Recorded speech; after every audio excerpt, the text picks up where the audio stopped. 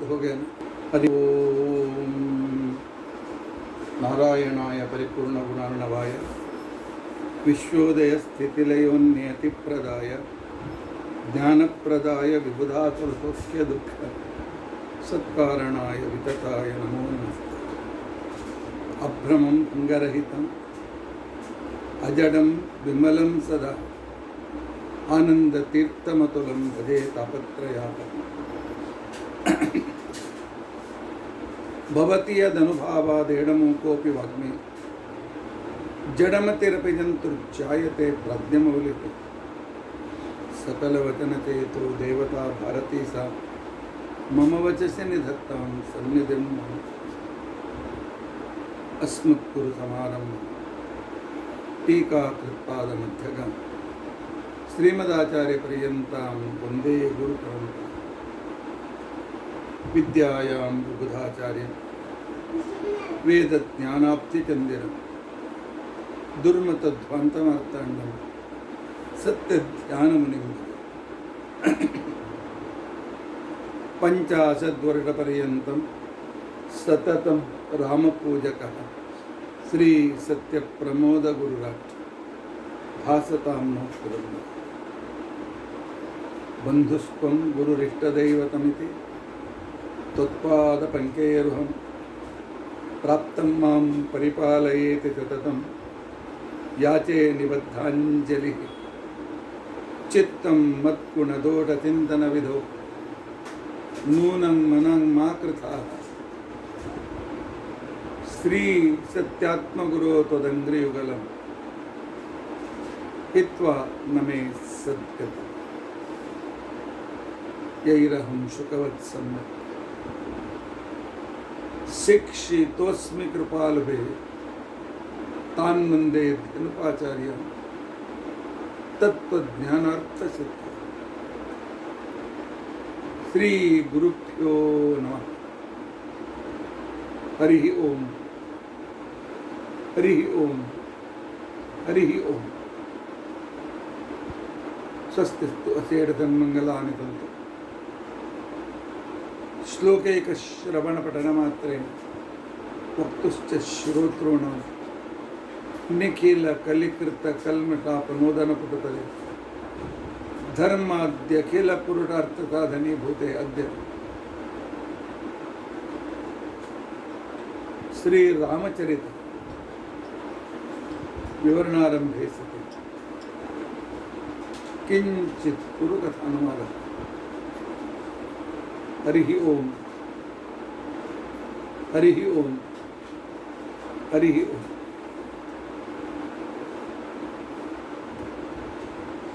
हरे राम राम राम हरे हरे, हरे कृष्ण कृष्ण कृष्ण हरे हरे, हरे राम राम राम हरे हरे, हरे कृष्ण कृष्ण कृष्ण हरे, हरे राम राम राम हरे, हरे कृष्ण कृष्ण कृष्ण हरे, हरे राम राम राम हरे, हरे कृष्ण कृष्ण कृष्ण हरे, हरे राम राम राम हरे हरे, हरे कृष्ण कृष्ण कृष्ण हरे हरे। श्री गुरुभ्यो नमः। हरिः ओम हरिः ओम हरिः ओम।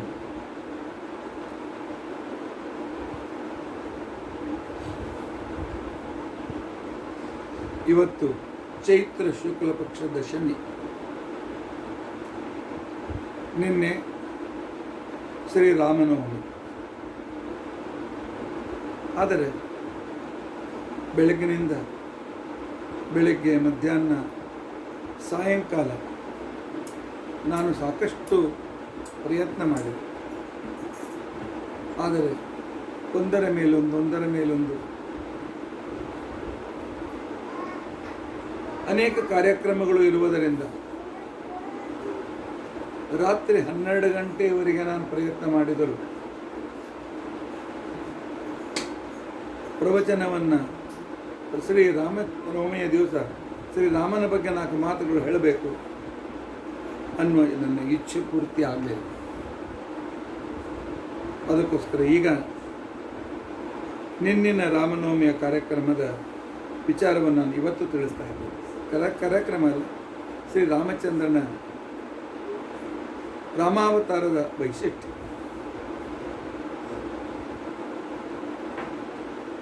ಆಚಾರ್ಯರು ದೇವರ ಚರಿತ್ರೆಗಳು, ಅವತಾರದ ಕಥೆಗಳು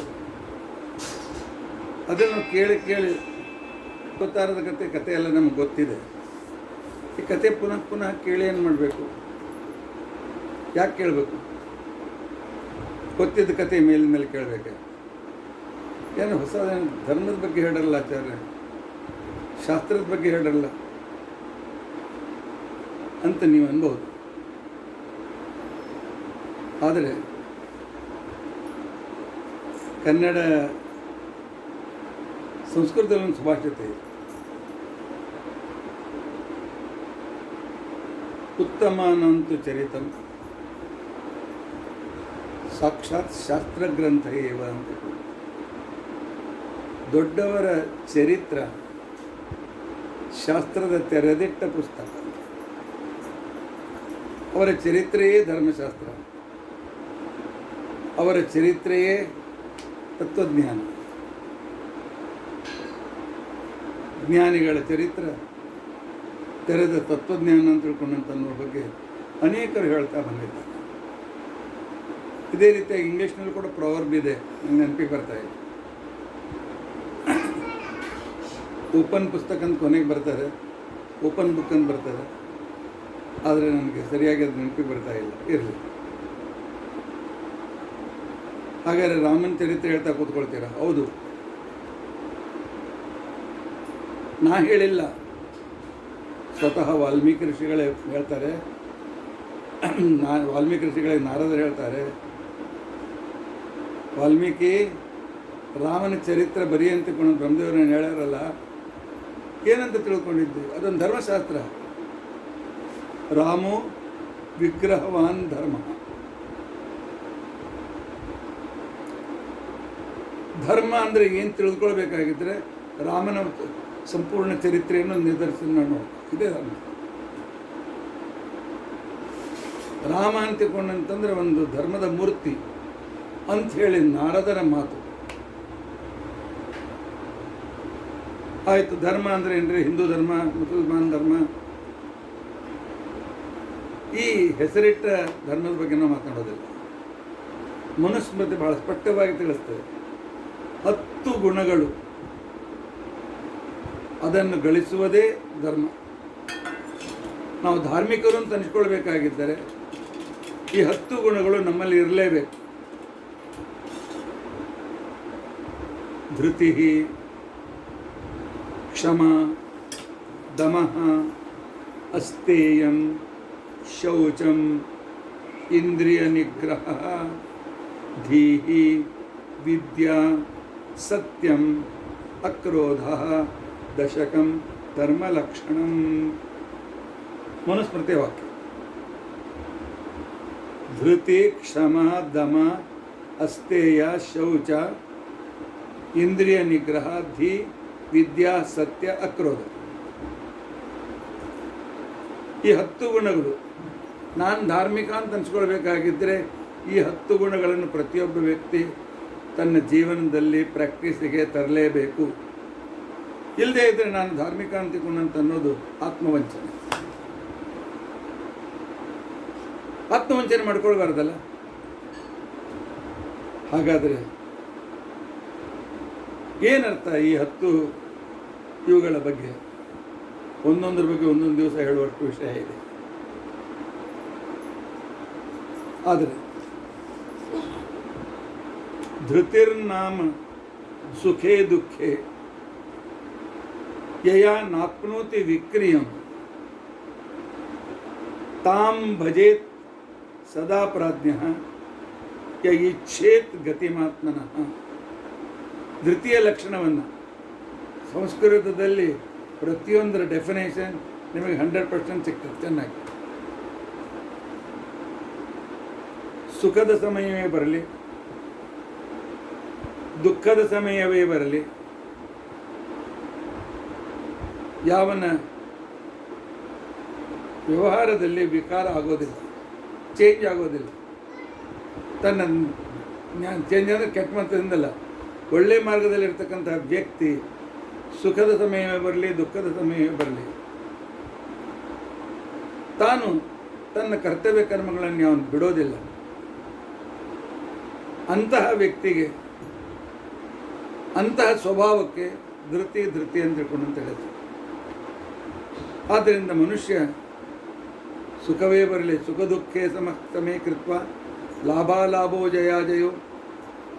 ಸುಖವೇ ಬರಲಿ, ದುಃಖವೇ ಬರಲಿ, ಲಾಭವೇ ಬರಲಿ, ಲಾಭವೇ ಆಗಲಿ, ಹಾನಿಯೇ ಆಗಲಿ, ಮಾನವೇ ಸಿಗಲಿ, ಅಪಮಾನವೇ ಆಗಲಿ, ಇದು ನನ್ನ ಕರ್ಮಾನುಸಾರ ದೇವರು ಕೊಟ್ಟ ಪ್ರಸಾದ ಅನ್ನೋದನ್ನು ಅರ್ಥ ಮಾಡಿಕೊಂಡು ಸ್ವಲ್ಪವೂ ಕೂಡ ವಿಚಲಿತನಾಗದೆ, ಸುಖ ಬಂದಾಗ ಅತಿಶಯವಾಗಿರ್ತಕ್ಕಂಥ ರೀತಿಯ ಸೆಲೆಬ್ರಿಟಿ ಮಾಡೋದು, ದುಃಖ ಬಂದಾಗ ನರ್ವಸ್ ಆಗಿ ಸುಸೈಡ್ ಮಾಡಿಕೊಳ್ಳೋದು ಎರಡೂ ಮಹಾ ತಪ್ಪುಗಳು. ಎಲ್ಲ ಕಾಲದಲ್ಲಿ ಒಂದೇ ರೀತಿಯಾಗಿ ಇರ್ತಕ್ಕಂಥ ಒಂದು ವೈಶಿಷ್ಟ್ಯ. ರಾಮನ ಸಂದರ್ಭದಲ್ಲಿ ಕಲ್ಪನೆ ಮಾಡಿಕೊಳ್ಳಿ. ರಾಮನ ಸಂದರ್ಭದಲ್ಲಿ ಈ ಒಂದು ವಿಶಿಷ್ಟವಾಗಿರ್ತಕ್ಕಂಥ ಅವನ ಚರಿತ್ರೆಯಲ್ಲಿ ಇದೊಂದು ಕಲ್ಪನೆ ನಿಮ್ಮ ಎದುರಿಗೆ ಇಟ್ಟುಕೊಳ್ಳಿ. ಏನು ಕಲ್ಪನೆ ಅಂತ ತಿಳ್ಕೊಂಡಂತಂದರೆ, ಒಂದೊಂದಕ್ಕೆ ಒಂದೊಂದು ಪ್ರಸಂಗ ಹೇಳ್ತಾ ಹೋಗ್ತಾನೆ, ಹೆಚ್ಚಿಗೆ ಹೇಳೋದಿಲ್ಲ. ವನಗಮನದ ಪ್ರಸಂಗ.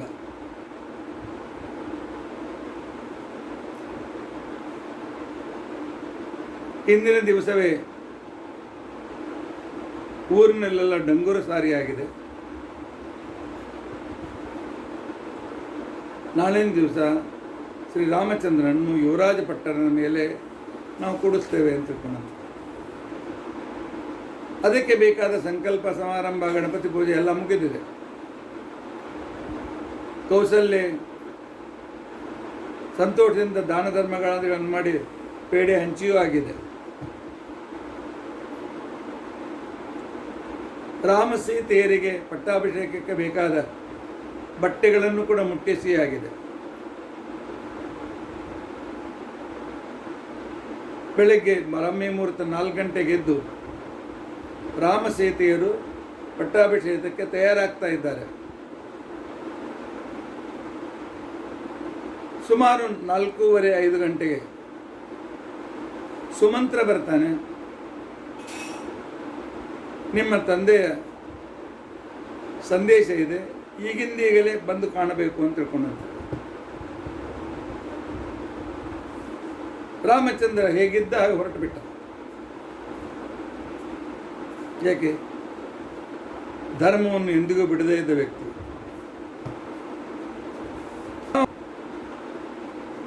ಬಂದಾಕ್ಷಣಕ್ಕೇನೆ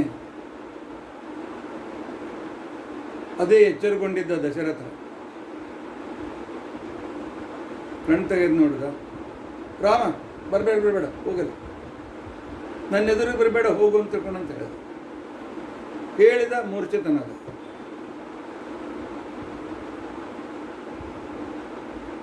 ಮತ್ತೆ ಶ್ರೀರಾಮಚಂದ್ರ ಶೈತ್ಯೋಪಚಾರ ಮಾಡ್ತಾನೆ. ಸ್ವಲ್ಪ ಕಣ್ ತೆಗೆದು, ರಾಮ ಹೋಗಂತ ಹೇಳಿದ್ನಲ್ಲ ನಿಂಗ, ಹೋಗು, ನಿನ್ನೇನು ತಯಾರು ಮಾಡ್ಕೊಳ್ಳೋದು ಮಾಡ್ಕೋ.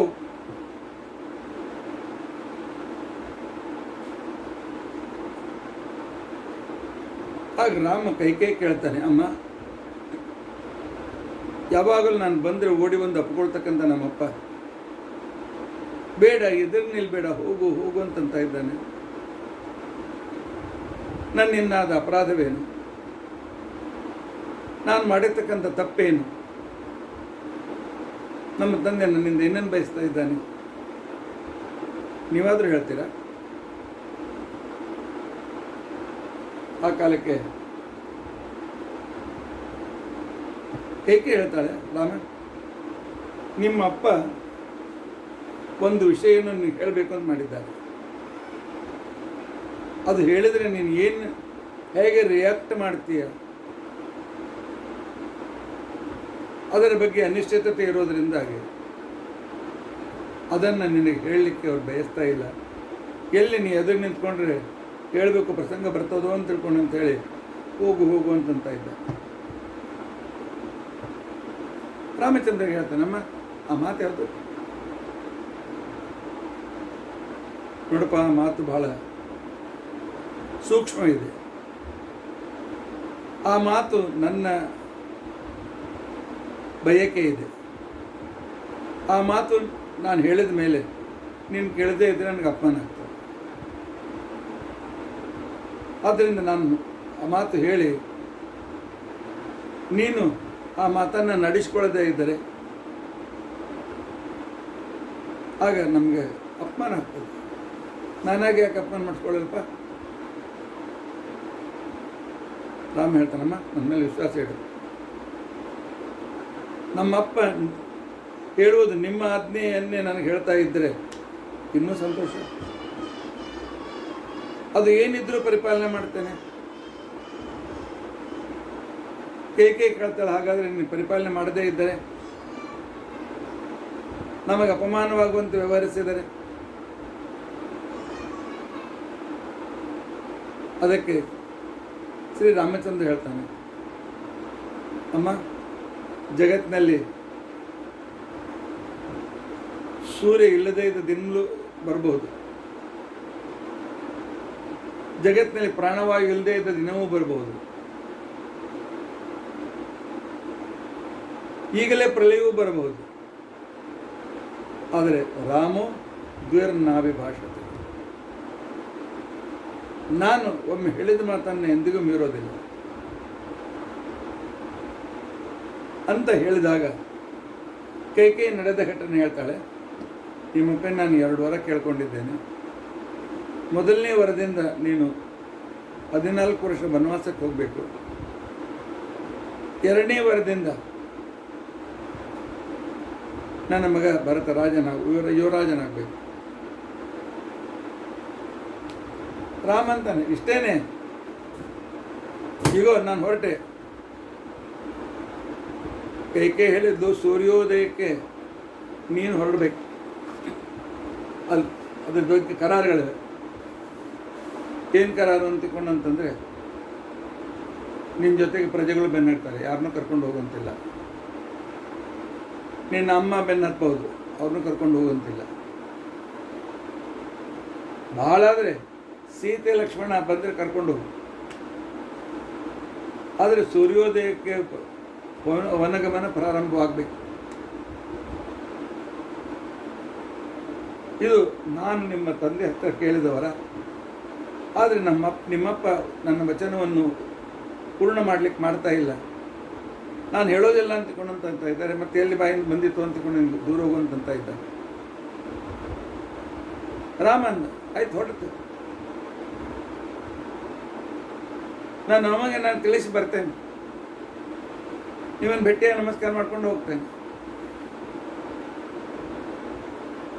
ಜಗಳಾಡಿದ್ನೆ,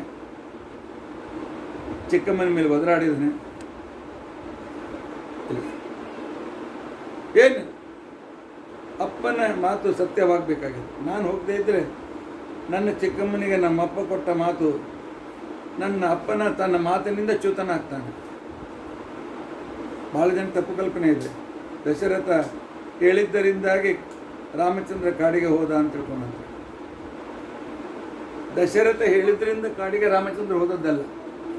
ದಶರಥನ ಮಾತನ್ನು ಪರಿಪಾಲನೆ ಮಾಡಲಿಕ್ಕೆ ಕೇಳಲಿಕ್ಕೆ ಕಾಡಿಗೆ ಹೋದದ್ದಲ್ಲ.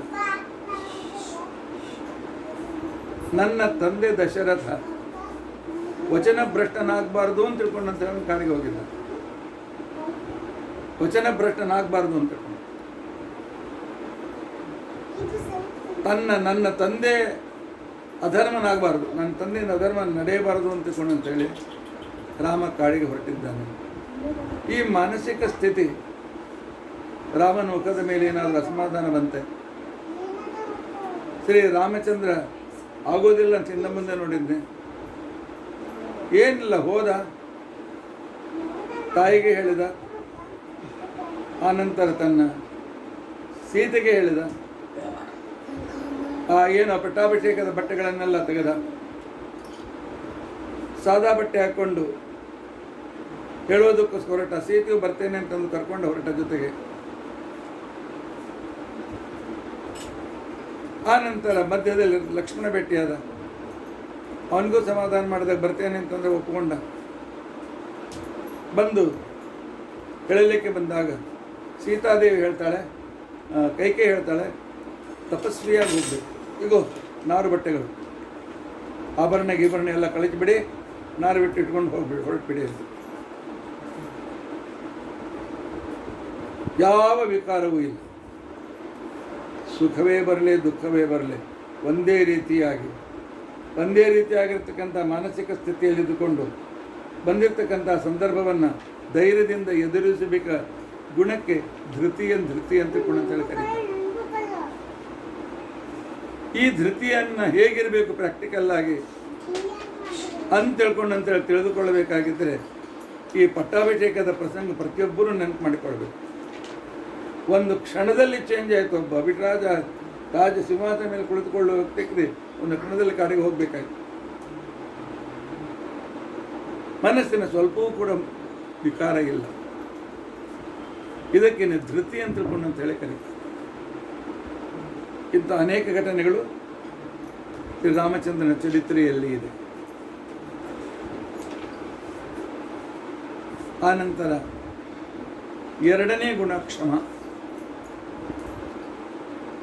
ಸಂಸ್ಕೃತದಲ್ಲಿ ಸುಭಾಷಿತ ಇದೆ, ಕ್ಷಮ ಧೀರಸ್ಯ ಭೂಷಣಂ ಅಂತ. ಧೈರ್ಯಶಾಲಿಯಾಗಿರ್ತಕ್ಕಂಥವನಿಗೆ ಕ್ಷಮೆ ಇದು ದೊಡ್ಡ ಅಲಂಕಾರ. ಬಾಹ್ಯೇಚ ಆಧ್ಯಾತ್ಮಿಕೇಚೈವ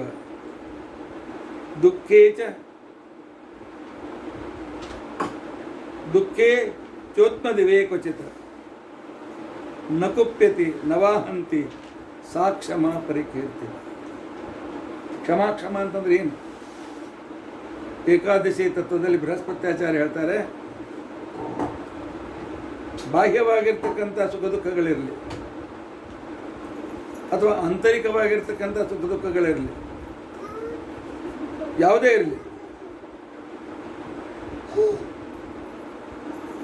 ಅಂಥ ಸಂದರ್ಭದಲ್ಲಿ ಆ ಸುಖ ಬಂದಾಗ ಯಾವುದೇ ರೀತಿಯಾಗಿರ್ತಕ್ಕಂಥ ರೀತಿಯಿಂದ ಆ ವ್ಯಕ್ತಿ ಬಹಳ ಅಹಂಕಾರದಿಂದ ಯುಕ್ತನಾಗೋದಿಲ್ಲ. ಆದರೆ ದುಃಖ, ಶಾರೀರಿಕ ದುಃಖ ಬರಲಿ, ಮಾನಸಿಕ ದುಃಖ ಬರಲಿ, ಅದನ್ನು ಯಾರು ಕೊಡ್ತಾರೆ ಅಂಥವರ ಮೇಲೆ ಸಿಟ್ಟಿಗೆ ಬರೋದಿಲ್ಲ, ಅಂಥವರನ್ನು ಕೊಲ್ಲುವುದಿಲ್ಲ. ಇಂಥ ವ್ಯಕ್ತಿಗೆ ಕ್ಷಮ ಅಂತ ತಿಳ್ಕೊಂಡು ಅಂತ ಹೇಳಿ ಇದನ್ನು ಶ್ರೀರಾಮಚಂದ್ರನ ಸಂದರ್ಭದಲ್ಲಿ ನೋಡಬೇಕು ಅಂತ ತಿಳ್ಕೊಂಡು ಅಂತಂದರೆ, ರಾಮಚಂದ್ರ ಕಾಡಿಗೆ ಹೋದ ಮೇಲೆ ದಶರಥ ಸತ್ತೋಗ್ತಾನೆ. ಭರತ ಬರ್ತಾನೆ, ತಂದೆ ಔದ್ಯೋಗಿಕ ಕ್ರಿಯೆಗಳನ್ನು ಮಾಡ್ತಾನೆ. ಆದರೆ ತಾಯಿಗೆ ಹೇಳ್ತಾನೆ, ಇಲ್ಲ ರಾಮನನ್ನು ಕರ್ಕೊಂಡು ಬರ್ತೇನೆ,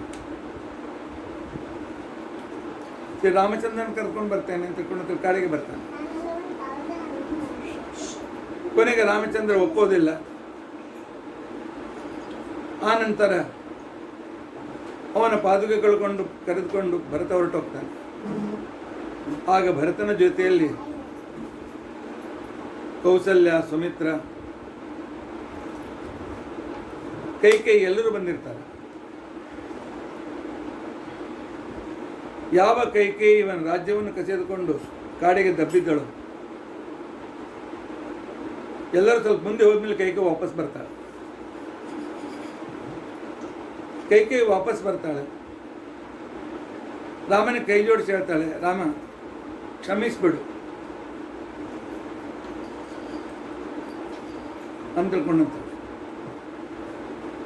ಆಗ ರಾಮ, ಓ ಆಗೆಲ್ಲ ದೊಡ್ಡಸಿಗೆ ತೋರಿಸಿದೆ, ಈಗ ಕೈ ಬಂದು ಜೋಡಿಸ್ಲಿಕ್ಕತ್ತಿದೆ, ಇವೆಲ್ಲ ಏನು ನಾಟಕ ಅಂತಕೊಂಡು ಮಾಡೋದು ಅನ್ಬೋದಾಗಿತ್ತಲ್ಲ, ಅನ್ನಲಿಲ್ಲ. ರಾಮಂತನಮ್ಮ ಕ್ಷಮಿಸುವಂತ ನೀನು ತಪ್ಪು ಮಾಡಿದೆ ಅಮ್ಮ. ಅಲ್ಲೂ ನೀನು ಕಾಡಿಗೆ ಕಳಿಸಿ ನನ್ನ ಮಗನಿಗೆ ರಾಜ್ಯ ಬಿಡಿದ್ನಲ್ಲ. ಅಲ್ಲ, ಈ ಘಟನೆಯಿಂದ ಅಮ್ಮ ನನಗೆ ನೀನು ನನ್ನ ಮೇಲೆ ಎಷ್ಟು ನಿನ್ನ ಮಗನಿಗಿಂತ ಹೆಚ್ಚು ಪ್ರೀತಿ ಮಾಡ್ತೀಯ ಅಂತ ನನಗೆ ಗೊತ್ತಾಯ್ತು. ಇದು ರಾಮನ ಮಾತಿದೆ. ಸಿಂಹಾಸನ ಮೇಲೆ ಕುತ್ಕೊಳ್ಳೋದು ಅಂತ ತಿಳ್ಕೊಂಡಂತಂದ್ರೆ ಮುಳ್ಳಿನ ಮೇಲೆ ಕುತ್ಕೊಂಡಾಗ ಅಂತ ಕಠಿಣ ಕೆಲಸ ನಿನ್ನ ಮಗನಿಗೆ ಕೊಟ್ಟೆ. ನನಗೆ ಹೋಗಿ 14 ವರ್ಷ ಹೆಂಡತಿ ಜೊತೆಗೆ ಹನಿಮೂನ್ ಮಾಡ್ಕೊಂಡು ಬಾ ಅಂತ ತಿಳ್ಕೊಂಡು ಅಂತೇಳಿ ಕಾಡಿಗೆ ಕಳಿಸಿದ್ದೆ. ನನ್ನ ಮೇಲೆ ನಾನು ಉಪಕಾರ ಮಾಡಿದ್ದೆ, ಅದರಿಂದ ಏನು ಕ್ಷಮೆ ಕಾಣಿಲ್ಲ. ನಾನು ತಿಳ್ಕೊಂಡೇ ಇಲ್ಲ ಅಂತ ತಿಳ್ಕೊಂಡಂತ ಕ್ಷಮ ಮಾಡ್ತೀನಿ ಅಂತ ಬಾಯಿಂದ ಹೇಳದೇ ಇದ್ದರೂ ಕೂಡ ಇದೆಂಥ ಅದ್ಭುತ ಕ್ಷಮ.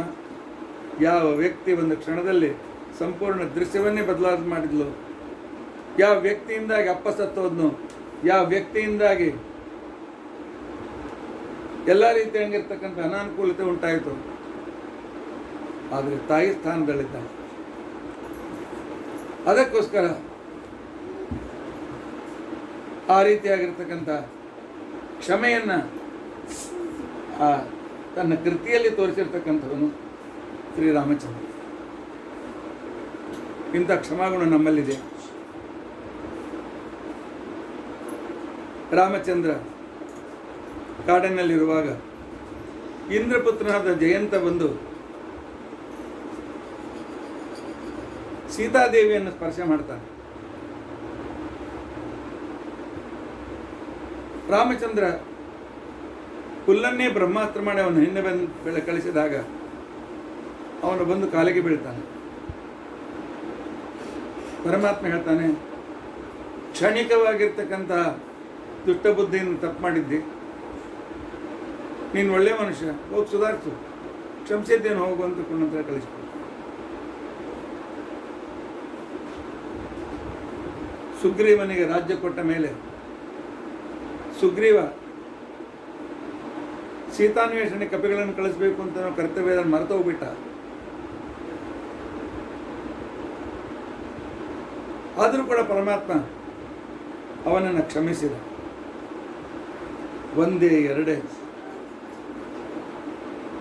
ಶ್ರೀರಾಮಚಂದ್ರನ ಜೀವನದಲ್ಲಿ ಇಂಥ ಒಂದು ಅದ್ಭುತವಾಗಿರ್ತಕ್ಕಂಥ ಕ್ಷಮೆಯ ಸಂದರ್ಭಗಳು ನಮ್ಮ ಕ್ರಮದಲ್ಲಿ ನಾವು ನೋಡಲಿಕ್ಕೆ ಸಿಗ್ತವೆ. ರಾಮಚಂದ್ರನ ಚರಿತ್ರೆ ಉದ್ದಕ್ಕೂ ಸಿಗ್ತವೆ. 3 ದಿನ ತನ್ನನ್ನು ಕಾಯಿಸಿದ, ಸಮುದ್ರದ ಮೇಲೆ ಸಿಟ್ಟು ಬಂದರೂ ಕೂಡ ಯಾವಾಗ ಸಮುದ್ರ ರಾಜ ಶರಣ ಬರ್ತಾನೆ, ಶರಣ ಬಂದಿರತಕ್ಕಂಥ ಸಂದರ್ಭದಲ್ಲಿ ಅವನನ್ನು ಕ್ಷಮಿಸಿಬಿಡ್ತಾನೆ.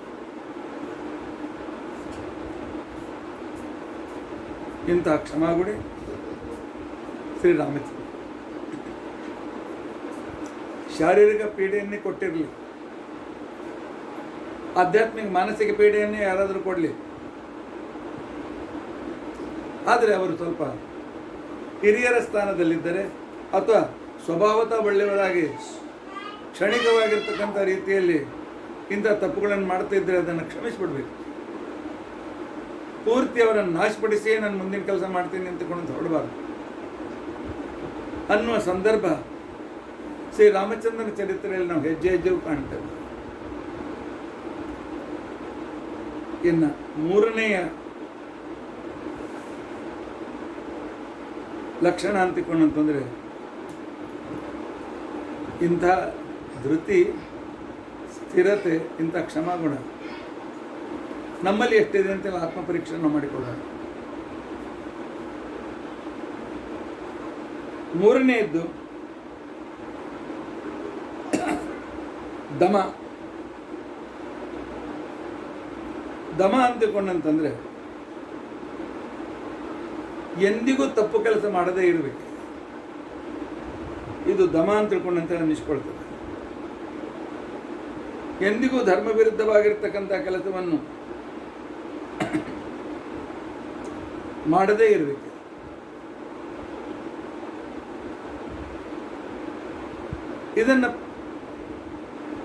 ಇದಕ್ಕೆ ದಮ ಅಂತ ತಿಳ್ಕೊಂಡಂತ ಕರೀತಾರೆ. ದಮಕ್ಕೆ ಇಂದ್ರಿಯ ನಿಗ್ರಹ ಅಂತ ಒಂದು ಹೆಸರು, ಅರ್ಥ ಇದೆ. ಆದರೆ ಇಲ್ಲಿ ಇಂದ್ರಿಯ ನಿಗ್ರಹ ಮುಂದೆ 6ನೇದಲ್ಲಿ ಅದನ್ನು ಪ್ರತ್ಯೇಕವಾಗಿ ಹೇಳಿದ್ದರಿಂದಾಗಿ ಇಲ್ಲಿ ಅದನ್ನು ಆ ಇಂದ್ರಿಯ ನಿಗ್ರಹವನ್ನು ತೆಗೆದುಕೊಳ್ಳದೆ ಕುತ್ಸಿತಾತ್ ಕರ್ಮಣೋ ವಿಪ್ರ ಯಚ್ಚ ಚಿತ್ತ ನಿವಾರಣ ಸಕೀರ್ತಿತೋ ದಮಃಪ್ರಾಜ್ಞೀ ಸಮಸ್ತ ತತ್ವದರ್ಶಿಭಿ. ಮಹಾಭಾರತ ಹೇಳ್ತದೆ, ಯಾವುದು ಜಗತ್ತಿನಲ್ಲಿ ನಿಂದೆ ಕೆಲಸ ಅಂತಿಕೊಂಡಂತೇವೆ, ಆ ನಿಂದೆ ಕೆಲಸದ ಹಿಂದೆ ಮನುಷ್ಯ ಹುಕ್ಕುಡು. ಶಾಸ್ತ್ರ ಯಾವುದನ್ನು ಬೇಡ ಅಂತಂತಾರೆ, ಸಜ್ಜನರು ಹಿರಿಯರು ಯಾವ್ದು ಬೇಡ ಅಂತಿಕೊಂಡಂತಾರೆ, ಅಂಥ ಕೆಲಸದಿಂದ ಅವನು ದೂರನಾಗಬೇಕು. ಇದಕ್ಕೆ ದಮ ಅಂತ ತಿಳ್ಕೊಂಡಂತ ಹೇಳಿ ಕರೀತಾರೆ. ತಾನು ಆ ರೀತಿಯಾಗಿ ಇದ್ದು ಇನ್ನೊಬ್ಬರಿಗೆ ಮಾರ್ಗದರ್ಶನ ತೋರಿಸ್ತಕ್ಕಂಥ ತಪ್ಪು ಕೆಲಸ ಮಾಡದೇ ಇರಬೇಕೆ, ಅದನ್ನು ಮಾಡುವ ಸಾಮರ್ಥ್ಯ ಇದ್ದರೂ ಕೂಡ ಮಾಡದೇ ಇರಬೇಕೆ. ಇದಕ್ಕೆ ದಮ ಅಂತ ತಿಳ್ಕೊಂಡಂತೇಳಿ ಕರೀತಾರೆ. ಸಂದರ್ಭ ಶ್ರೀರಾಮಚಂದ್ರನ ಚರಿತ್ರೆಯಲ್ಲಿ ಈ ರೀತಿಯಾಗಿದೆ. ರಾಮಚಂದ್ರ ದಶರಥನ ಹತ್ರ ಬಂದ, ಕೈಕೈಯಿಂದ ಗೊತ್ತಾಯಿತು, ಕಾಡಿಗೆ ಹೊರಡುತ್ತೇನೆ ಅಂತಕೊಂಡು ನಿರ್ಧಾರ ಮಾಡಿ ತನ್ನ ಮನೆಗೆ ಹೊರಟಿದ್ದ. ಈ ವಿಷಯ ಸೀತೆಗೆ ಕೌಸಲ್ಯಗೆ ತಿಳಿಸ್ಬೇಕು ಅಂತ. ಇಷ್ಟರಲ್ಲಿ ಸುದ್ದಿ ಗೊತ್ತಾಗಿ ಲಕ್ಷ್ಮಣ ಬರ್ತಾನೆ. ಲಕ್ಷ್ಮಣ ರಾಮಚಂದ್ರನಿಗೆ ಭೇಟಿ ಆಗ್ತಾನೆ. ಭೇಟಿಯಾಗಿ ಹೇಳ್ತಾನೆ, ಏನಣ್ಣ, ಏನೋ ಚಿಕ್ಕಮ್ಮನ ಮಾತನ್ನು ಕೇಳಿ ನಮ್ಮಪ್ಪ ನಿನ್ನ ಕಾಡಿ ಕಡಿಸ್ತಾ ಇದ್ದಾನೆ ಅಂತ. 14 ವರ್ಷ ಭರತನ ಯುವರಾಜನನ್ನಾಗಿ ಮಾಡ್ತಾನಂತೆ, ನಿಜೇನಣ್ಣ? ಈ ಮಾತು ಸತ್ಯವೇ ಅಂತ ಕೇಳಿದಾಗ ಆ ಕಾಲದಲ್ಲಿ ರಾಮಚಂದ್ರ, ಹೌದಪ್ಪ, ಏಕೆ ಹೇಳಿದ್ಲು, ನಮ್ಮಪ್ಪ ವಚನಭ್ರಷ್ಟನಾಗಬಾರ್ದು, ಯಾಕೆ ರಘುಕುಲ ರೀತ ಸದಾಚಲಿಯಾಯಿ ಪ್ರಾಣ ಜಾಯಿ ಬರು ಬಚನನ ಜಾರಿ. ರಘುಕುಲದ ನಿಯಮ ಇದೆ, ಪ್ರಾಣ ಹೋದರೂ ಕೂಡ ಕೊಟ್ಟ ಮಾತನ್ನು ಎಂದಿಗೂ ಬಿಟ್ಬಿಡುವುದು ಸರಿಯಲ್ಲ ಅಂತೇಳಿ ಅನ್ನೋ ನಿಯಮವನ್ನು ಪರಿಪಾಲನೆ ಮಾಡ್ಕೊಂಡು ಬಂದಿದ್ದೇವೆ. ನಮ್ಮಪ್ಪ ಅವನು ಕೊಟ್ಟ ಮಾತಿಗೆ ಚ್ಯುತನಾಗಬಾರ್ದು, ಅದಕ್ಕೆ ಹೊರಟಿದ್ದೇನೆ ಅಂತ. ಲಕ್ಷ್ಮಣ ಹೇಳ್ದ, ಅಣ್ಣ ಒಂದ್ಸಲ ಹ್ಞೂ ಅನ್ನು, ಇಷ್ಟ ಸಾಕು, ಇದಕ್ಕಿಂತ ನನಗೆ ಹೆಚ್ಚಿಗೆ ಬೇಡ. ಹ್ಞೂ ಅನ್ನು, ಈಗಲೇ ಹೋಗಿ ಆ ಮುದುಕಿ ದಶರಥ ಕೈಕೇಯಿ ಇಬ್ಬರನ್ನು ಕಾರಾಗೃಹದಲ್ಲಿ ಹಾಕ್ತಾನೆ.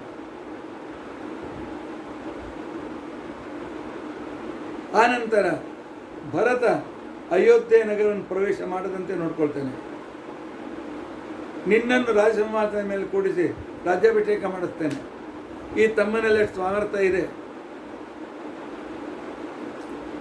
ಆದ್ದರಿಂದಾಗಿ ರಾಮಚಂದ್ರ ಹ್ಞೂ ಅಂತ ತಿಳ್ಕೊಂಡಂತೆ. ನಮ್ಮಂಥವ್ರಾಗಿದ್ದರೆ ಆಯ್ತಾ, ಲಕ್ಷ್ಮಣ ಚಾನ್ಸ್ ಟ್ರೈ ಮಾಡ್ತ ಅಂತಕೊಂಡಂತ ಅನ್ಬೋದು ಅಂತ ಇದ್ದು. ಆದರೆ ಪಿತೃದ್ರೋಹ, ಮಾತೃದ್ರೋಹ ಇದು ಶಾಸ್ತ್ರದಿಂದಲೂ ನಿಂದಿತ, ಹಿರಿಯರ ವ್ಯವಹಾರದಿಂದಲೂ ಕೂಡ ನಿಂದಿತ. ಆದ್ದರಿಂದಾಗಿ ಶ್ರೀರಾಮಚಂದ್ರ ಹೇಳ್ತಾನೆ, ಲಕ್ಷ್ಮಣ, ಮೊದಲು ನಿನ್ನ ಸಿಟ್ಟು ಕಡಿಮೆ ಮಾಡ್ಕೊ, ನಿನ್ನ ಸಿಟ್ಟನ್ನು ಇಳಿಸು, ಸಮಾಧಾನದಿಂದ ಆಗ ಏನು ಮಾಡೋದು ನಾನು ಹೇಳ್ತೇನೆ ಅಂತ. ಕ್ರೋಧಂ ಜಹಿ. ಈಗಿನ ಸಿಟ್ಟು ಬಂದಿದ್ರೆ ಅಪ್ಪ ಅಮ್ಮನ ಮೇಲೆ, ಅದನ್ನು ಶಾಂತ ಮನಸ್ಸಿನಿಂದ ವಿಚಾರ ಮಾಡಿ. ಈ ಸಿಟ್ಟಿನಿಂದ ಜಗತ್ತನ್ನು ನೀನು ಸುಡಬಹುದು, ಅದರಿಂದ ಲಾಭ ಏನಿದೆ? ಏನೂ ಇಲ್ಲಲ್ಲ. ಅದಕ್ಕೋಸ್ಕರ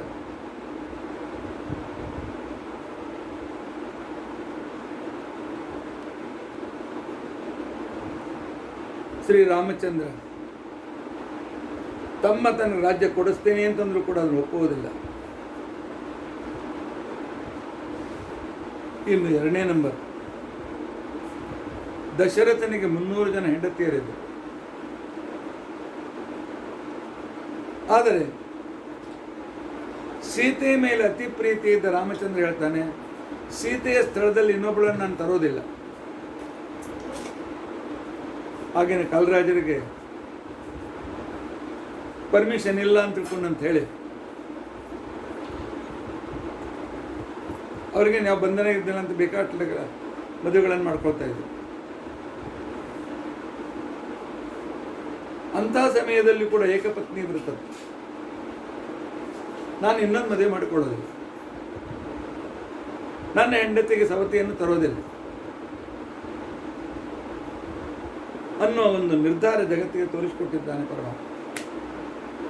ಬೇಕಾದಷ್ಟು ಅವನು ಮದುವೆ ಮಾಡಿಕೊಳ್ಬೋದಾಗಿ, ಶಾಸ್ತ್ರದ ಬಂಧನ ಇರಲಿಲ್ಲ, ರಾಜ್ಯದ ಬಂಧನ ಇರಲಿಲ್ಲ. ಆದರೆ ಪರಮಾತ್ಮ ಆ ರೀತಿಯಾಗಿ ಮಾಡಿದ್ದಾನೆ ಇಲ್ಲ. ಆ ರೀತಿಯಾಗಿರ್ತಕ್ಕಂಥ ಯಾವ ತಪ್ಪು ಮಾಡಲಿಕ್ಕೆ ಹೋಗಲಿಲ್ಲ. ಆ ನಂತರ ರಾವಣ ಮೃತನಾದ ಮೇಲೆ ಸೀತೆಗೆ ನಿನ್ನ ಮನೆಗೆ ಹೋಗು ಅಂತಂದಾಗ ಅವಳು ಲಕ್ಷ್ಮಣನಿಗೆ ಹೇಳ್ತಾಳೆ, ಲಕ್ಷ್ಮಣ ಅಗ್ನಿಯನ್ನು ಹೊತ್ತಿಸು, ನಾನು ಅಗ್ನಿಪುತ್ರಿ.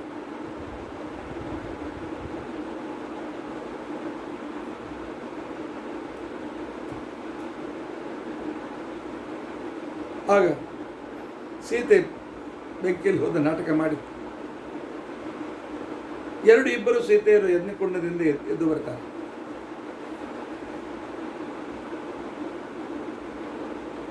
ಆಗ ಕೇಳ್ತಾನೆ, ಯಾರು ನೀನು? ಸೀತೆ ಹೇಳ್ತಾಳೆ, ನಾನು ನಿಮ್ಮ ಪತ್ನಿ.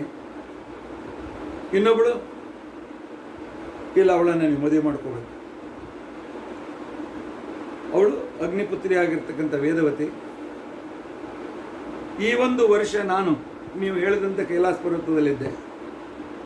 ನನ್ನ ಸ್ಥಳದಲ್ಲಿ ಸೀತೆಯಂತೆ ನಾಟಕ ಮಾಡುತ್ತಾ ರಾವಣನಿಂದ ಅಪಹೃತಳಾಗಿ 1 ವರ್ಷದವರೆಗೆ ಹಗಲು ರಾತ್ರಿ ಕಷ್ಟಪಟ್ಟವಳು ವೇದವತಿ. ನಾನೇ ಹೇಳ್ತೇನೆ, ತಕರಾರಿಲ್ಲ, ಮದುವೆಯಾಗಿ ಅಂತ. ಜಗದೇಕ ಸುಂದರಿಯಾದ ಅಗ್ನಿಪುತ್ರಿ ಕಣ್ಣೆದುರಿಗಿದ್ದಾಳೆ. ಪರಮಾತ್ಮನದು ಆ ಒಂದು ವಿಶಿಷ್ಟತೆಯಾಗಿರ್ತಕ್ಕಂಥ ದಮ ಏನಿದೆ, ಧರ್ಮದ ನಿರ್ಧಾರ, ಅದು ಎಂದಿಗೂ ಸಡಿಲಾಗೋದಿಲ್ಲ. ಅದಕ್ಕೋಸ್ಕರ ಹೇಳ್ತಾನೆ, ಕಲಿಯುಗದ ಸಂಧಿಕಾಲದಲ್ಲಿ ಜೊತೆ ಮದುವೆ ಆಡ್ತಾನೆ, ಕಳಿಸ್ಬಿಡು. ಜಗದೇಕ ಸುಂದರಿಯಾದ ಇನ್ನೊಂದು ಹೆಂಡತಿ ಸಿಗುವಾಗ ಯಾರು ಬಿಡ್ತಾನೆ? ಆ ನಂತರ 3ನೇದ್ದು ಶೂರ್ಪಣಖ, ಒಳ್ಳೆ ಸುಂದರ ರೂಪ ತೆಗೆದುಕೊಂಡು ಬಂದಿದ್ಲು. ಆದರೂ ಕೂಡ ಪರಸ್ತ್ರೀ,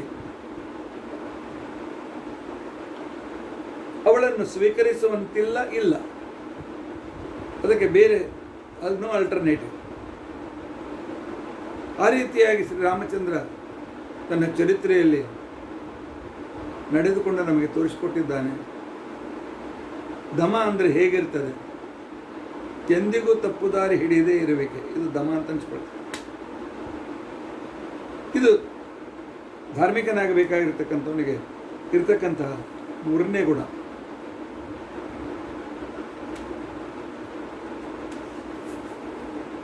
ನಾಲ್ಕನೆಯ ಧರ್ಮದ ಗುಣ ಅಸ್ತೇಯ, ಕಳ್ಳತನ ಮಾಡದಿರಬೇಕು. ನಾವು ಕಳ್ಳತನ ಮಾಡೋದಿಲ್ಲ, ಆಗಲ್ಲ. ಅಸ್ತೇಯಕ್ಕೆ ಶಾಸ್ತ್ರದಲ್ಲಿ ಒಂದು ಪರಿಭಾಷಾ ನಿರ್ವಚನ ಈ ರೀತಿಯಾಗಿದೆ. ಹೇಗೆ ಅಂತಂದರೆ ಪ್ರತ್ಯಕ್ಷಂವ ಪರೋಕ್ಷಂವ ರಾತ್ರೌವ ಯದಿವಾ ದಿವ ಪರದ್ರವ್ಯಾಪಹರಣಂ ಸ್ಥೇಯಂ ತತ್ ಪ್ರಕೀರ್ತಿ. ಇನ್ನೊಬ್ಬರ ದ್ರವ್ಯ ಅವರು ಕೈ ಎತ್ತಿ ಕೊಡದೆ ತೆಗೆದುಕೊಳ್ಳುವುದು ಕಳ್ಳತನ ಅಂತ ಅನ್ಸ್ಕೊಳ್ತಾರೆ. ಅದು ಡೈರೆಕ್ಟ್ ಇರಲಿ, ಇಂಡೈರೆಕ್ಟ್ ಇರಲಿ, ರಾತ್ರಿ ಇರಲಿ, ಹಗಲಿನಲ್ಲಿರಲಿ, ಒಟ್ಟು ಇನ್ನೊಬ್ಬರ ಸ್ವತ್ತು ಪುಕ್ಕಟೆಯಾಗಿ ಪಡೆಯತಕ್ಕಂತಹ, ಅದು ಅನುಕೂಲ ಅವಕಾಶ ಸಿಕ್ಕಿದೆ ಅಂತ ಹೇಳಿ ತೆಗೆದುಕೊಳ್ತಕ್ಕಂತಹ ಕೆಲಸವನ್ನು ಮಾಡದೇ ಇರುವಿಕೆ, ಇದಕ್ಕೆ ಅಸ್ತೇಯ ಅಂತ ತಿಳ್ಕೊಂಡಂತೇಳಿ ಕರೀತಾರೆ. ಕಳ್ಳತನ ಮಾಡದಿರುವಿಕೆ. ಧೃತಿ, ಕ್ಷಮ, ದಮ, ಅಸ್ತೇಯ ನಾಲ್ಕನೇದು. ನಮಗೆ ಯಾರಾದರೂ ಸ್ವಲ್ಪ ಲಂಚ ಕೊಟ್ಟರೆ ತಗೊಳ್ತಿರ್ತಾರೆ, ಇಲ್ಲ ಯಾರ್ದಾದ್ರೂ ಭಾರತದಾರ ಸಿಗದೇ ಇರ್ತಕ್ಕಂಥ ಹಣ ತೆಗೆದುಕೊಂಡು ಬಿಡ್ತೇವೆ. ಮತ್ತಿನ್ಯಾವುದೋ ರೀತಿಯಿಂದಲೂ ಇನ್ನೊಂದನ್ನು ನಾವು ಗ್ರಹಣ ಮಾಡ್ತೇವೆ. ಆದರೆ ರಾಮಚಂದ್ರ ಎಂದಿಗೂ ಈ ದಾರಿಗೆ ಬರಲಿಲ್ಲ. ಶ್ರೀ ರಾಮಚಂದ್ರ ಹೇಳ್ತಾನೆ, ಸಂದರ್ಭ ನಾನು ನಿಮ್ಗೆ ಹೇಳ್ತೇನೆ. ಭರತ ತಾನೇ ಸ್ವತಃ ಅಣ್ಣ ನಿನ್ನ ರಾಜ್ಯ ತೆಗೆದುಕೊಂಡು ಕೊಡ್ಲಿಕ್ಕೆ ಬಂದಿದ್ದ. ಭರತನ ಹೊಡೆದು ಬಡೆದು ಅಂಜಿಸಿ ರಾಮರ ರಾಜ್ಯ ಅಲ್ಲ, ಅವನು ಕೊಡ್ಲಿಕ್ಕೆ ಬಂದಿದ್ದ. ಆದರೆ ರಾಮಚಂದ್ರ ಹೇಳ್ತಾನೆ, ಪ್ರತಿಜ್ಞೆ ಮಾಡಿ ಹೊರಟಿದ್ದೇನೆ ತಂದೆಯ ಮಾತನ್ನು ಪರಿಪಾಲನೆ ಮಾಡಲಿಕ್ಕೆ. ಆ ಮಾತಿನ ಪ್ರಕಾರ 14 ವರ್ಷ ಈ ಅಯೋಧ್ಯೆ ನಂದಲ್ಲ. ಇಲ್ಲ ಅಪ್ಪನ ಮಾತು ಒಪ್ಕೊಂಡೆ, ಈಗ ಭರತ ಕೊಟ್ಟ ಅಂದರೆ ಇಂಡೈರೆಕ್ಟ್ಲಿ ರಾಜ್ಯ, ಇಂಡೈರೆಕ್ಟ್ಲೂ ಬೇಡ, ಡೈರೆಕ್ಟ್ಲೂ ಬೇಡ. ನನಗೆ ಈ ಸದ್ಯಕ್ಕೆ ಇದರ ಅಧಿಕಾರಿ ಭರತ.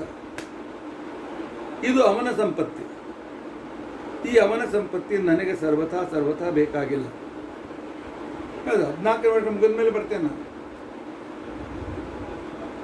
ಅಪ್ಪ ಸತ್ತೋದ್ರೇನಾಯಿತು, ಅವನ ಮಾತು ಸತ್ತಿಲ್ಲಲ್ಲ. ಆದ್ದರಿಂದಾಗಿ ಬರೋದಿಲ್ಲ ಅಂತೇಳಿ ತಾನಾಗೇ ನಡೆದು ಬಂದ ಅಯೋಧ್ಯೆ ಶಾಸ್ತ್ರದ ಪ್ರಕಾರ ಸದ್ಯಕ್ಕೆ ಒಂದು ಆಗಿರಲಿಲ್ಲ. ಶ್ರೀ ರಾಮಚಂದ್ರ ಅದನ್ನು ತೆಗೆದುಕೊಳ್ಳಲಿಲ್ಲ. ಎಂಥ ತ್ಯಾಗ ಅಲ್ಲ, ಎಂಥ ವಿಶಿಷ್ಟತೆಯನ್ನು ನೋಡಲಿಕ್ಕೆ ಸಿಗ್ತದೆ ನಮಗೆ. ಎರಡನೇದ್ದು, ವಾಲಿಯನ್ನು ಸಂಹರಿಸಿದಾಗ ವಾಲಿಯನ್ನು ಗೆದ್ದವ ರಾಮ. ಕಿಷ್ಕಿಂಧ ರಾಜ್ಯವನ್ನು ಸುಲಭವಾಗಿ ತೆಗೆದುಕೊಳ್ಳಬಹುದಾಗಿತ್ತು. ಸುಗ್ರೀವ, ನಾನು ವಾಲಿಯನ್ನು ಕೊಂದಿದ್ದೇನೆ, ವಾಲಿಯನ್ನು ಗೆದ್ದವನು ನಾನು, ನೀನಲ್ಲ. ಆದ್ದರಿಂದ ಈ ರಾಜ್ಯ ನಂದು, ನಾನು ಉಪಭೋಗ ಮಾಡ್ತೇನೆ.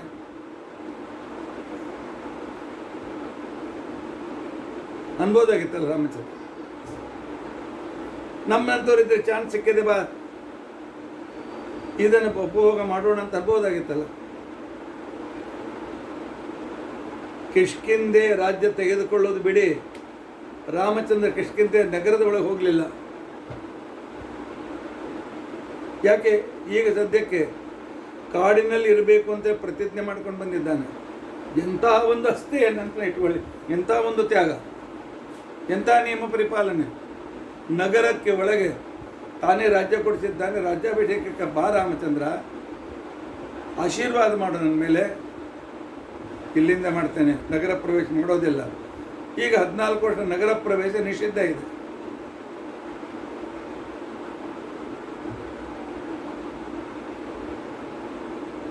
ಇದು ಇರ್ತಕ್ಕಂಥ ವೈಶಿಷ್ಟ್ಯ. ತಾನೇ ಗೆದ್ದಿದ್ರು ಕಿಷ್ಕಿಂಧೆಯನ್ನು ತೆಗೆದುಕೊಳ್ಳಲಿಲ್ಲ. ಇನ್ನು ಇನ್ನೊಂದು ಉದಾಹರಣೆ ಅಂತ ತಿಳ್ಕೊಂಡಂತಂದ್ರೆ, ರಾವಣ ಮೃತನಾದ, ವಿಭೀಷಣ ರಾಜನಾದ. ವಿಭೀಷಣ ಹೇಳ್ತಾನೆ 14 ವರ್ಷ ವನವಾಸ ನಾಳೆ ಮುಗೀತದೆ, ಈ ಲಂಕಾನಗರಿನ ಕೊಡ್ತೇನೆ, ನೀನು ರಾಜನಾಗು, ನಿನ್ನ ಸೇವೆ ಮಾಡ್ಕೊಂಡು ನಾನು ಇರ್ತೇನೆ ಅಂತ ತಿಳ್ಕೊಂಡಂತ. ಯಾರಾದ್ರೂ ನನಗೆ ಕೊಟ್ಟರೆ ನಾನಂತ ತಗೋತಿದ್ದೆ, ನಾವು ಕೊಡೋದಿಲ್ಲ, ಆ ಮಾತು ಬೇರೆ ಬೇರೆ. ಅದೇ ಸುವರ್ಣಮಯ ಲಂಕಾ, ಸುವರ್ಣಮಯ ನಗರ, ಅದ್ಭುತವಾಗಿರ್ತಕ್ಕಂಥ, ಬೇಕಾದಾಗ ಸಣ್ಣದಾಗ್ಬೋದು ದೊಡ್ಡದಾಗ್ಬೋದು, ಪುಷ್ಪಕ ವಿಮಾನ, ಬೇಕಾದಷ್ಟು ವಿಶಾಲವಾದ ಅಂತಃಪುರ, ಬೇಕಾದ ಸಂಪತ್ತಿ, ಬೇಕಾದಷ್ಟು ಭೋಗ, ಹೇಗೋ 14 ವರ್ಷ ಮುಗಿದಿದೆಯಲ್ಲ. ಇಲ್ಲ, ರಾಮಚಂದ್ರ ಹೇಳ್ತಾನೆ, ಇದು ಅಧಿಕಾರ ನೀನು, ನಿನ್ನ ಸಂಪತ್ತಿ, ನಿನಗೆ ಕೊಡ್ಲಿಕ್ಕೂ ಅಧಿಕಾರ ಇಲ್ಲ ಪ್ರಜೆಗಳದು, ಆದ್ದರಿಂದಾಗಿ ನೀನೇ ರಾಜನಾಗ. ಅಪಿ ಸ್ವರ್ಣಮಯ ಲಂಕಾ ನಮೇ ರೋಚತೆ ವಿಭೀಷಣ, ನಮೇ ರೋಚತೆ ಲಕ್ಷ್ಮಣ. ಲಕ್ಷ್ಮಣ ಅಂತಾನೆ, ಅಣ್ಣ ಒಳ್ಳೆ ಚಾನ್ಸ್ ಸಿಕ್ಕಿದೆ, ಲಂಕೆ ರಾಜನಾಗಿಲ್ಲ, ಇದ್ಬಿಡೋಣಲ್ಲ. ರಾಮಚಂದ್ರ ಇಲ್ಲ, ನಮೇ ಲಕ್ಷ್ಮಣ ರೋಚತೆ. ಯಾಕೆ? ಜನನಿ ಜನ್ಮಭೂಮಿಶ್ಚ ಸ್ವರ್ಗಾದಪಿ ಗರಿಯಸ್, ತಾಯಿ ನನ್ನ ಜನ್ಮಭೂಮಿ, ಇವು ಸ್ವರ್ಗಕ್ಕಿಂತಲೂ ಶ್ರೇಷ್ಠವಾಗಿರ್ತಕ್ಕಂಥವುಗಳು, ಅದರ ಮೇಲೆ ಬೇರೆಯವರ ಅಧಿಕಾರ ಇಲ್ಲ. ಆದ್ದರಿಂದಾಗಿ ನಾನು ತಪ್ಪದೇ ಇದನ್ನು ತೆಗೆದುಕೊಳ್ತೇನೆ ಅಂತ ಹೇಳ್ಕೊಂಡಂತೇಳಿ ರಾಮಚಂದ್ರ ಅನ್ನಿಲ್ಲ, ಬಿಟ್ಟ ತಾನಾಗಿ ತನ್ನನ್ನು ಹುಡಿಕೊಂಡು ಬಂದಿರತಕ್ಕಂಥ ಸ್ವರ್ಣಮಯ ಲಂಕಾ ಶ್ರೀರಾಮಚಂದ್ರ ಸಮರ್ಪಣ ಅಂತ ತಿಳ್ಕೊಂಡಂತ ಒಪ್ಪಿಸ್ಬಿಟ್ಟು, ಇದಕ್ಕೆ ಅಂತಾರೆ ಅಸ್ತೇಯ ಅಂತ ತಿಳ್ಕೊಂಡಂತ. ಇನ್ನೊಬ್ಬರಿಂದ ತೆಗೆದುಕೊಳ್ಳೋದಂತ ಕಳತನ ಮಾಡೋದು ದೂರ ಉಳಿತು. ತನ್ನದೇ ಆಗಿ ಬಂದಿದ್ದರೂ ಕೂಡ ಇದು ಬೇರೆಯವ್ರ ಸೊತ್ತು, ನಾನು ತೆಗೆದುಕೊಳ್ಬಾರ್ದು ಅನ್ನೋ ಸಿದ್ಧಾಂತದಿಂದ ಇರತಕ್ಕಂಥ ವ್ಯಕ್ತಿ ಪರಮಾತ್ಮ ಪ್ರತ್ಯಕ್ಷವಾಗಲಿ ಪರೋಕ್ಷವಾಗಲಿ ರಾತ್ರಿ ಆಗಲಿ ಹಗಲಾಗಲಿ ಇನ್ನೊಬ್ಬರ ನಡುವೆ ನಾನು ಬರಬಾರ್ದು. ಅದಕ್ಕೋಸ್ಕರವೇ ಶಾಸ್ತ್ರ ಹೇಳ್ತದೆ ಅಂತ ಅಂತಂದರೆ ಪರದ್ರವ್ಯೇಶು ಲೋಷ್ಟಪದ, ಇನ್ನೊಬ್ಬರ ಸಂಪತ್ತಿ ಇದೊಂದು ಕಲ್ಲಿನ ತುಂಡು, ಮಣ್ಣಿನ ಹೆಂಟೆಂತೆ ನೋಡ್ಕೊಳ್ಳಿ, ಅದನ್ನು ತೆಗೆದುಕೊಳ್ಳಕ್ಕೆ ಹೋಗಬೇಡಿ ಅಂತ ಕೂಡ ಶಾಸ್ತ್ರ ಹೇಳ್ತಾರೆ. ರಾಮಚಂದ್ರ ತನ್ನ ಜೀವನದಲ್ಲಿ ಮಾಡಿ ತೋರಿಸಿದ್ದ. ತನಗಾಗಿ ಒಂದು ಅಯೋಧ್ಯೆಯನ್ನು ಸ್ವೀಕರಿಸಲಿಲ್ಲ, ತಾನು ಗೆದ್ದಿರ್ತಕ್ಕಂಥ ಕಿಷ್ಕಿಂಧೆಯನ್ನು ಸ್ವೀಕರಿಸಲಿಲ್ಲ, ವಿಭೀಷಣ ಕೊಡ ಮಾಡಿದ ಲಂಕೆಯನ್ನು ಸ್ವೀಕರಿಸಲಿಲ್ಲ. ಜೀವನದಲ್ಲಿ ಒಂದು ಆದರ್ಶವನ್ನು ನಮ್ಮ ಎದುರಿಗೆ ಬಹಳ ಶ್ರೇಷ್ಠವಾದ ರೀತಿಯಿಂದ ಇಟ್ಟಿರ್ತಕ್ಕಂಥವನು ಶ್ರೀರಾಮಚಂದ್ರ. ಇದರ ನಂತರ ಧರ್ಮದ 5ನೇ ಲಕ್ಷಣ ಶೌಚಂ, ಪಾವಿತ್ರ್ಯ, ಆಂತರಿಕ ಪಾವಿತ್ರ್ಯ, ಬಾಹ್ಯ ಪಾವಿತ್ರ್ಯ. ಅಭಕ್ಷ್ಯ ಪರಿಹಾರಸ್ತು. ಶೌಚ ಪಾವಿತ್ರ್ಯ ಅಂದ್ರೆ ಏನು? ಮಡಿ ಅಂದ್ರೆ ಏನು? ಅಪವಿತ್ರ ಆಹಾರವನ್ನು ಸ್ವೀಕಾರ ಮಾಡದೇ ಇರುವುದು, ಇದು ಮೊದಲನೇ ಮಡಿ. ಆಫೀಸ್ಗೆ ಹೋದಾಗ, ಮೀಟಿಂಗ್ ಹೋದಾಗ ಎಲ್ಲ ಕಡೆ ತಿಂತೀನಿ, ಹೊರಗೂ ತಿಂತೀನಿ, ಹೋಟೆಲ್ದಾಗ ಊಟ ಮಾಡ್ತೀನಿ, ಮನೆಗೆ ಬಂದಮೇಲೆ ನಾನು ಮಡಿ ಉಟ್ಕೊಂಡು ಸಂಧಾನ ಮಾಡ್ತೀನಿ, ಏನರ್ಥ? ಆ ಅಪವಿತ್ರನ ಒಳಗದಲ್ಲ, ಮೇಲ್ಗೆದಲ್ಲ. ಶಾಸ್ತ್ರ ಹೇಳ್ತದೆ ಅಭಕ್ಷ್ಯ ಪರಿಹಾರಸ್ತು. ಮೊದಲನೇದ್ದು, ಧಾರ್ಮಿಕನಾಗಬೇಕಾಗಿದ್ದರೆ ಶೂದ್ರನ ಬಿಡು, ಅಪವಿತ್ರ ಆಹಾರ ಬಿಟ್ಬಿಡು. ಎರಡನೇ ನಿಯಮ ಏನು ಮಾಡು? ಅನಿಂದಿತೈಹಿ, ಅಯೋಗ್ಯರ ಜೊತೆಗೆ ಸಂಘ ಮಾಡಬೇಡ. ಯಾರು ಪಾಪಿಗಳಿರ್ತಾರೆ ಅಂಥವ್ರ ಜೊತೆ ಸಂಘ ಬಿಡುವುದು. ಅಭಕ್ಷ್ಯ ತಿನ್ನದಿರುವಿಕೆ, ಪಾಪಿಗಳ ಸಂಘವನ್ನು ಬಿಡುವಿಕೆ. ಸ್ವಧರ್ಮೀತ ವ್ಯವಸ್ಥಾನ, ಸ್ವಧರ್ಮದಲ್ಲಿ ಸ್ಥಿರನಾಗಿರುವಿಕೆ. ಇವು 3 ನಿಯಮಗಳು ಶೌಚ ಅತ್ಯಂತ ಪವಿತ್ರ ಅಂತ ತಿಳ್ಕೊಂಡಂತ ನಿಷ್ಕೊಟ್ಟ. ಈ 3 ನಿಯಮಗಳನ್ನು ಶ್ರೀರಾಮಚಂದ್ರ ತನ್ನ ಜೀವನದ ಉದ್ದಕ್ಕೂ ಪರಿಪಾಲನೆ ಮಾಡ್ಕೊಂಡು ಬಂದಿದ್ದ. ತನ್ನ ಜೀವನದ ಉದ್ದಕ್ಕೂ ಪರಿಪಾಲನೆ ಮಾಡಿದ್ದ, ಎಂದಿಗೂ ಬಿಡಲಿಲ್ಲ. ಸಂಕ್ಷೇಪವಾಗಿ ನಿಮ್ಗೆ ಹೇಳಬೇಕು ಅಂತ ತಿಳ್ಕೊಂಡಂತಂದ್ರೆ, ಕ್ಷತ್ರಿಯರಿಗೆ ಮಾಂಸಾಹಾರ ಗ್ರಾಹ್ಯ ಇದೆ. ಕ್ಷತ್ರಿಯರಿಗೆ ಮತ್ತು ಶೂದ್ರರು ಮಾಂಸಾಹಾರ ತಿನ್ಬಹುದು, ನಾನ್ ವೆಜ್ ತಿನ್ಬಹುದು.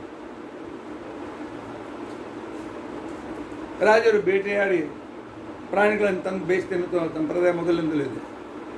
ಯಾಕೆಂದರೆ ಯುದ್ಧ ಕೆಲಸ ಮಾಡ್ತಾರೆ, ಗಟ್ಟಿಮುಟ್ಟಾಗಿರಬೇಕು. ಅದಕ್ಕೋಸ್ಕರ ಪರ್ಮಿಷನ್ ಕೊಟ್ಟಿದ್ದಾರೆ. ಪರ್ಮಿಷನ್ ಇದ್ದರೂ ಸಹಿತ ನಾನು ಕಾಡಿನಲ್ಲಿ ಋಷಿವೇಷದಿಂದ ಇದ್ದೇನೆ, ಈ ವೇಷಕ್ಕೆ ಅಪಮಾನ ಮಾಡಬಾರ್ದು ಅಂತ ಹೇಳಿ ರಾಮಚಂದ್ರ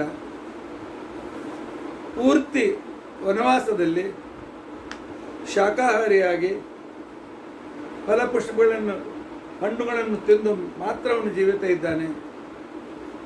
ಬೇಕಾದಷ್ಟು ಅವಕಾಶ ಇದೆ ಅಂತೇಳಿ ಪಂಚಪಕ್ವಾನಗಳನ್ನು ಮಾಡಿಸಿಕೊಂಡು, ಯಾಕೆ ಸುಗ್ರೀವ ಬೇಕಾದಷ್ಟು ಪಂಚಪಕ್ವಾನ ಕೊಡ್ಬೋದಾಗಿತ್ತು, ಭರತ ವ್ಯವಸ್ಥೆ ಮಾಡ್ಬೋದಾಗಿತ್ತು, ವಿಭೀಷಣ ವ್ಯವಸ್ಥೆ ಮಾಡಿದ್ದ. ಆದ್ದರಿಂದಾಗಿ ಎಂದಿಗೂ ಯಾವ ಸಂದರ್ಭದಲ್ಲೂ ಕೂಡ ಅಭಕ್ಷ್ಯವನ್ನು ಸ್ವೀಕರಿಸ್ತಿಲ್ಲ ಶ್ರೀರಾಮಚಂದ್ರ. ಆ ನಂತರ 3ನೇದು, ದುಷ್ಟರ ಸಂಘ ಬೇಡ. ದುಷ್ಟರ ಸಂಘ ತ್ಯಾಗವೂ ಕೂಡ ಇದು ಪವಿತ್ರತೆ. ಅಶೌಚ ಮಡಿ ಅಂತ ಅನ್ಸ್ಕೊಳ್ತಾರೆ. ಯಾವಾಗ ಸೀತಾಪಹರಣವಾಯಿತು, ರಾವಣ ತೆಗೆದುಕೊಂಡು ಹೋಗಿದ್ದಾನೆ ಅಂತನ್ನೋದು 100% ಗೊತ್ತಾಯಿತು. ಆಗ ರಾಮಚಂದ್ರ ಹುಡುಕ್ತಾ ಕಿಷ್ಕಿಂಧೆಗೆ ಬರ್ತಾನೆ. ಸುಗ್ರೀವನ ಮೈತ್ರಿ ಆಗ್ತದೆ. ಪರಮಾತ್ಮ ವಾಲಿಯನ್ನು ಕೊಲ್ತಾನೆ.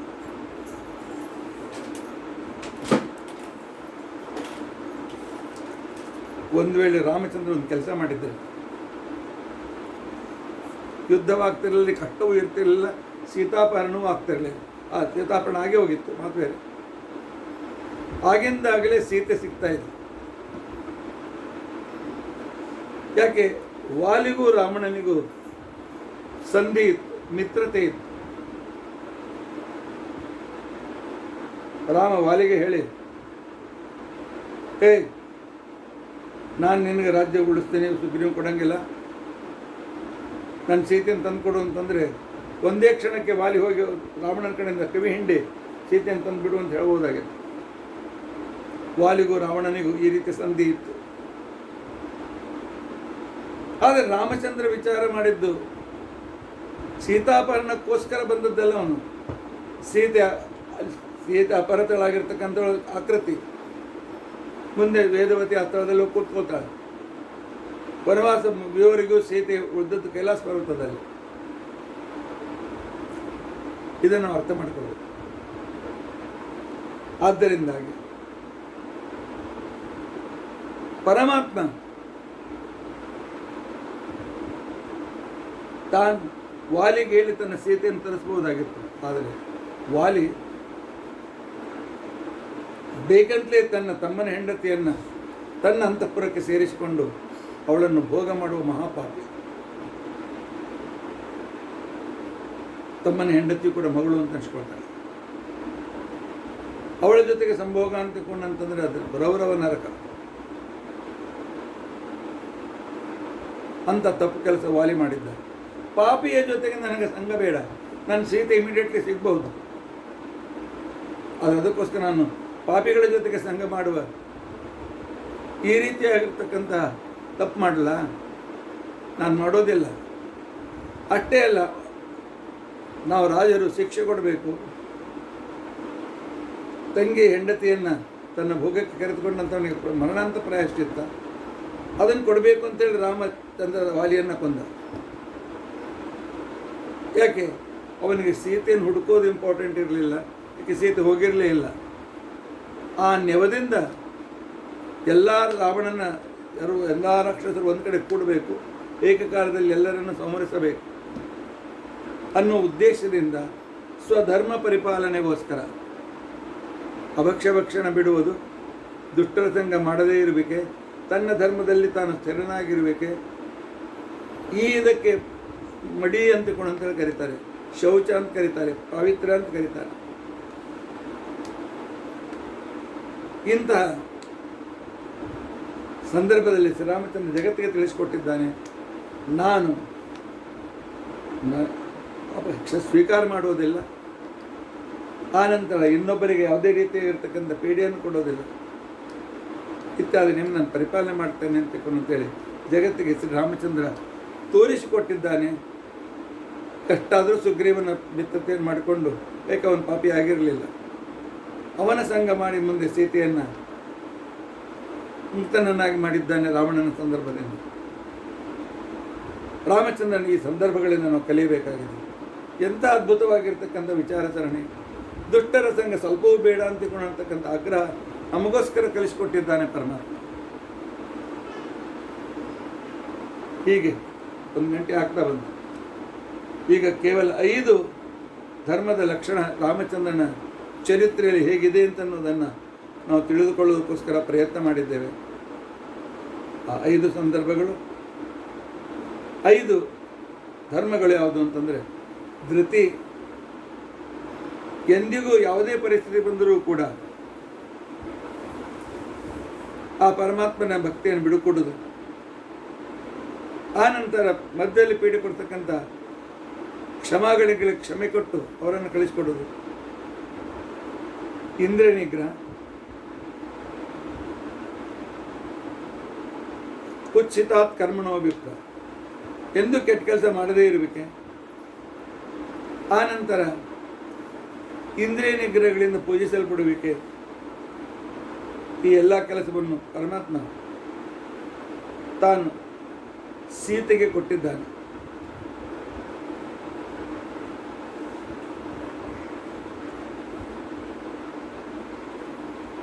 ಆದ್ದರಿಂದಾಗಿ ಎಂದಿಗೂ ತಪ್ಪು ಕೆಲಸ ಮಾಡಲಿಲ್ಲ ಶ್ರೀರಾಮಚಂದ್ರ. 5ನೇದು ಅಸ್ಥೇಯ, ಪರದ್ರವ್ಯಾಪರಣವನ್ನಾಗಲಿ ಅಭಕ್ಷ್ಯಭಕ್ಷಣೆಯನ್ನಾಗಲಿ ಪರಮಾತ್ಮ ಯಾವುದೂ ಮಾಡಲಿಲ್ಲ, ಅದನ್ನು ಜಗತ್ತಿಗೆ ಕಲಿಸಿಕೊಟ್ಟಿದ್ದಾನೆ.